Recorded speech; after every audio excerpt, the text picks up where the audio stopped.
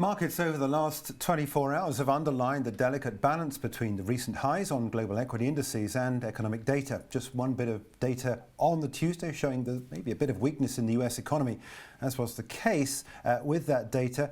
Saw a big move to safe haven trades. Does this move represent a buying opportunity for global indices?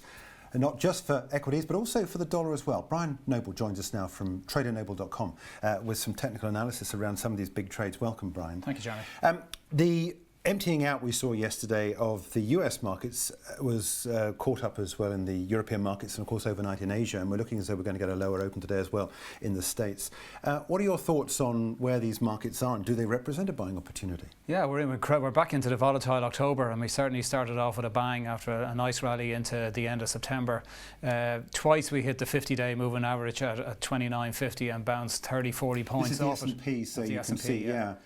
We bounced back up to, incredibly, when the US markets opened yesterday, we were trading at 29.94, which is the high. And then, of course, we got that ISM data, 10-year low in the manufacturing data, and the Dow's down 700 points today from yesterday's high. S&P is down almost 70 points. An incredible move. Are you still selling this? Are you? Well, I mean, you have to respect the 50-day moving average. The law of averages, the first time we hit it, you tend to get a bounce. Second time we get a bounce, and the third time we blew through it yesterday.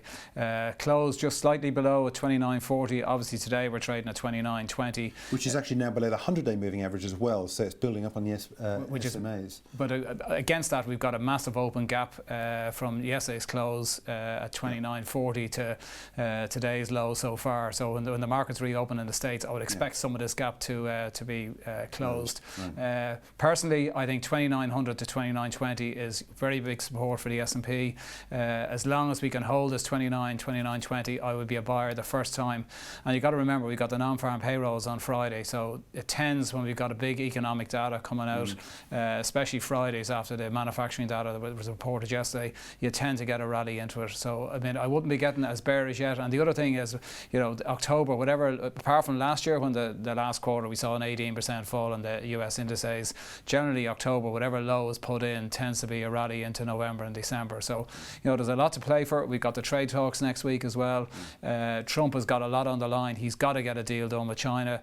It's not as important for the Chinese premier because he's there for life, whereas Trump has got the elections next year. So, his whole credibility is on the line, especially after giving the impeachment allegations last week. So, there's a lot on the line here. So, you've got to fancy there's going to be a tweet of some description from Trump saying that everything's going well again to get this market rescued. So, I certainly wouldn't be selling in the hole here.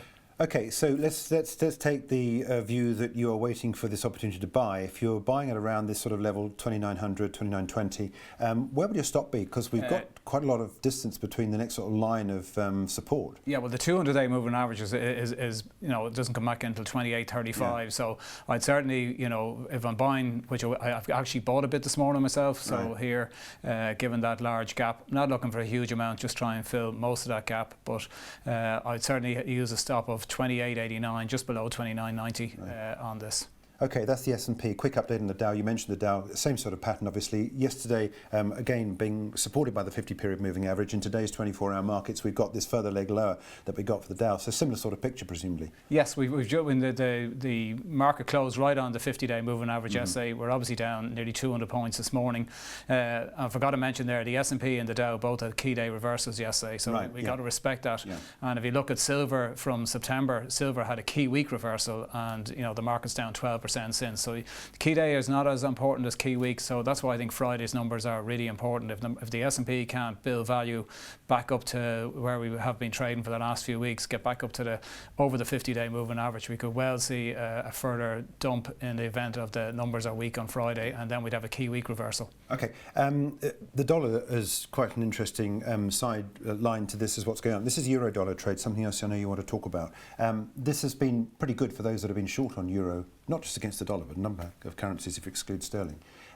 Is the short trade on euro still going to continue? You still long dollar? I'm actually long the euro, so I've been buying the euro into this dip. One indicator that I follow quite closely is the daily sentiment index, the DSI. So when that gets below 10% in the single digits, I don't want to be short the currency. Similarly, when we get above 90%, you don't want to be long, and we saw that with the reaction in gold. Yeah. Gold was up at 94, 95%, and we saw a huge. We'll talk about gold in a few minutes. Yeah. But the euro dollar with the DSI down in single digits, I'm actually a buyer here. I bought it yesterday at 108.95. Sorry, on. So you're in the money at the moment. Yeah. You happy about where there's a big long-legged doji candle on today's chart. Are you satisfied for keeping your long position? Yes, this is the hourly chart. As long as we can hold the 108.40 area, which is just below the 108.50 support. Even if we do break lower, I still think there's very big support between 106.50 and 107.50. So I think most of the move in the euro has happened. If you're in from the beginning, great, you've made lots of money. But here, the risk reward of being short here against the DSI, it's just not worth it. And one other thing we got to remember, Trump does not want a strong dollar. He keeps coming out. The only thing he has not got so far since he took over as president, one was lower rates and two was a weaker dollar. Even if you look at when the Fed cut rates there 2 weeks ago, he was straight out on the wires 10 minutes later held Powell saying that the dollar should be weaker, rates should be lower. So he will get a weaker dollar, I think, and you're going against that by trying to be short the euro at these levels. One of the trades around that dollar is the gold, the precious metals. Well, anything that's priced in dollars, I guess, to some degree. But gold is a good play because of the concerns that we were talking about at the top of the show about the frailties within the global economy. Exactly, and gold having got hit hard on Monday, trading down into the 1450s yesterday, then reversed as soon as the ISM manufacturing data came out. Then we saw gold back up to 1484 today.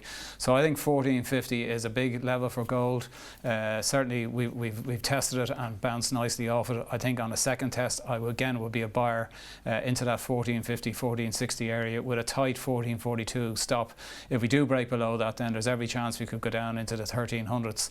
And I think if we look at the last 4 Decembers for both gold and silver, they've had massive rallies. Whatever lows been put in December has seen by the following February of the last 4 years, we've seen a good 10 to 15% rally in both gold and silver. Okay, so if it starts to lift off again, you're quite happy at going to what, new recent highs, 6-year highs, I think they were, weren't they? Yeah, again, as I mentioned, the DSI very important. 94, 95%. Gold was up at 1550. It had to fall, and we saw a nice nearly $100 fall on the back of it. So I certainly think if gold does sell off aggressively between now and into the back end of this quarter, I'll be a big buyer going by past history on it. Good. Okay, Brian, look, thanks for dropping by. It's good to talk to you again, and we look forward to catching up with you again next month when politically things quieten down. We didn't cover sterling then for obvious reasons, that we're in the eye of the storm so far as where we are with the Brexit negotiations, but certainly something we'll be looking at possibly in November with Brian. That's Brian Noble. You can join him for more commentary from his corner of the woods on tradernoble.com.